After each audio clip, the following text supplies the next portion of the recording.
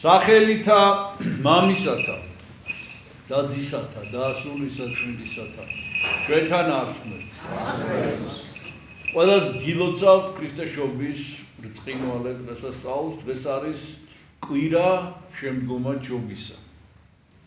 და დღეს სახარებიდან იკითხება ადგილი თუ როგორ წავიდნენ მოგვები, რომელთაც ჰქონდათ გამოცხადება, რომ აღარ დაბრუნებულიყვნენ იერუსალიმში, სხვა გზით წავიდნენ და მეფე იროდი დატოვეს გაწმილებული, იმიტომ რომ იროდი ეძებდა იესოს მოსაკლავად, იმიტომ რომ მან შეიტყო, რომ იესო არის მომავალი მეფე დაიბადა და უნდა მისი მოკლა არავის არ ეუნებოდა ჩუმად და უნდა გამოეკითხა მოგვებისაგან სად იყო იგი და ეს რო ვერ მოახერხა იგი განრისხდა და დღეს არის აღწერილი დღევანდელ სახარებაში თუ როგორ გასცა მან ბრძანება, გამოაგზავნა თავის ჯარისკაცები, რომ ყველა ბავშვი მოეკლათ 2 წლამდე ასაკის. 2 წლამდე ასაკის, იმიტომ რომ იესო რომ დაიბადა, მოგვები სანამ ჩამოვიდნენ,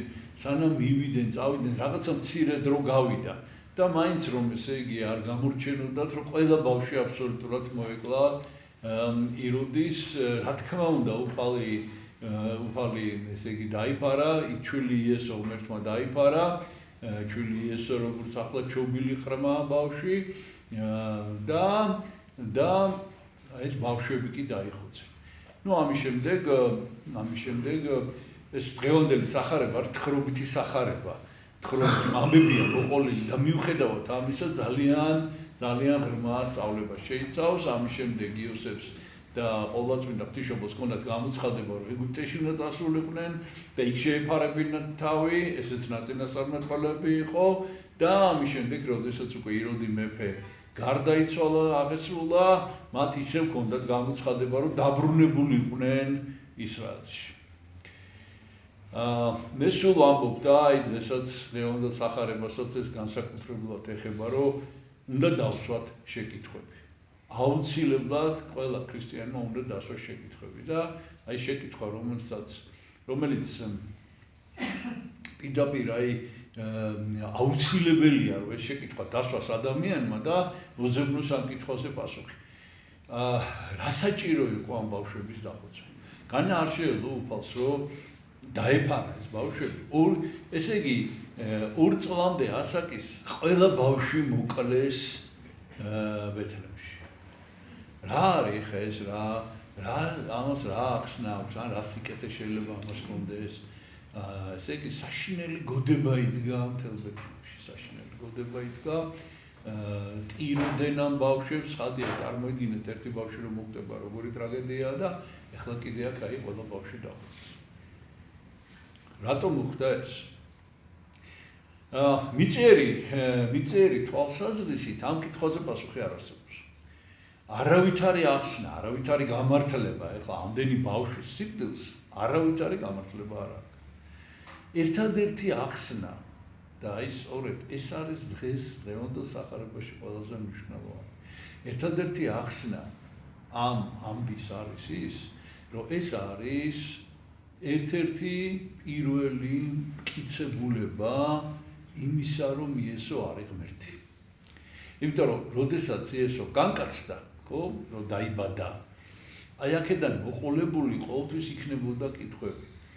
მაშინაც, მერეც, მიუხედავად იმისა, რომ მოგვები მოვიდნენ და დაამოწმეს, მაინც სულ იქნებოდა საჭირო აი ამის გარკვევა, რომ ნამდვილად ღმერთი დაიბადა, ნამდვილად ღმერთი იყო იესო. აი სწორედ ეს რომ ეს ბავშვები მას შეეწირნენ, უკვე იმის მსგავსად მე მოგვიანებით 1000-ობით მილიონი ადამიანი შეეწირა იესოს აღსარებლო აი ეს მის ღვთაებრივი ბუნების აღიარებას.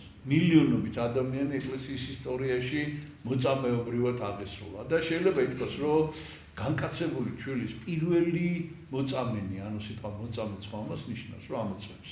აი პირველი ვინც დაამოწმა მისი ღვთაებრივი ბუნება იყო ეს ბეთლემელი ჩვილები. ბეთლემელი ჩვილები, რომლებიც დღესაც ამოწმებენ და დღესაც ხაღადებენ და და საოცარია, მაგრამ აი დაუჯერებელია, მაგრამ არსებობს ამ ჩვილების წმინდა ნაწილები. ამ ჩვილების წმინდა ნაწილები როგორც წესი, როგორც მტვერი, აი მიწასთან ერთად, ესე არის უფრო ხშირად გავრცელებული, მაგრამ აი ჩვენ აქ ახალ ქალაქში, ტაძარში გაგვეჩნია მათი ხელშესახები, შეიძლება ითქვას წმინდა ნაწილები, ეს არის მათი პატარა ბავშვების ნეკნები, ეს არის ერთ-ერთი მათგანის თავის ქალის ნაწილი, ჩვილის და კიდევ აი ძალიან შეიძლება ითქვას შთამბეჭდავი არის ერთ-ერთი პატარა ბავშვის ტერფი. ტერფი, აი ფეხის ტერფი არის შემორჩენილი, რომელიც ჩვენ გაგვეჩნია ახალ ქალაქში. რას ნიშნავს ეს? ეს იმას ნიშნავს, რომ სახარებაში ბევრ ადგილას არის აი უტყუარი მტკიცება, მიუხედავად იმისა, რომ მე მოგვიანებით წვალებლობაც კი გავრცელდა, რომ იესო არ არის ღმერთი, არა, ნამდვილად ღმერთია და ეს არის აი ამისი უტყუარი მტკიცება, რომ აი ეს ბავშვები შეეწირენ მას.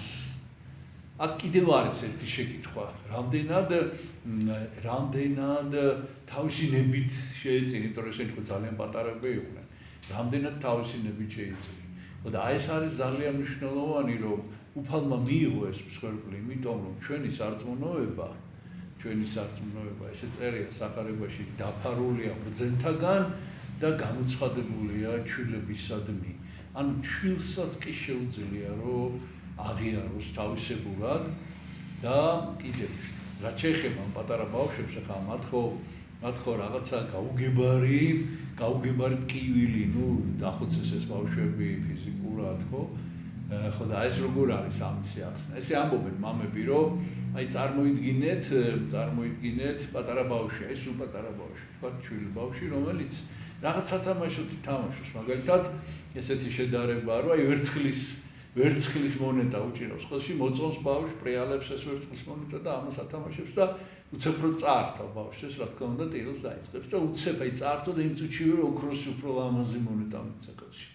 აი რაღაც ასეთი შედარება არსებობს, ეს არის ის დროებითი სიცოცხლე, რომელიც მათგან აიღეს და მრადიული სიცოცხლე, რომელიც მათ მიანიჭეს და რომლებიც აი დღესაც ეს ჩვილი ღრმები, როგორც აი ჩვენს ხატაზე არის გამოხატული, რომლებიც ადიდებენ უფალს.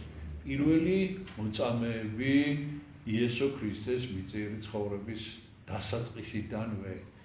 ასე რომ გილოცავთ კიდევ ერთხელ შობის დღესასწაულს, რომელსაც აი ესეთი სევდანარევი სიხარული ახლავს და თვითონ იესო ქრისტეს განკაცებაც სევდანარევია, იმიტომ რომ მან თავისი სიკვდილით, სრულიად უდანაშაულო თავისი ტანჯვით ჩვენ მოგვიპოვა მარადიული სასუფეველი, ღმერთმა დაგლოცოთ ჩვენთან არს.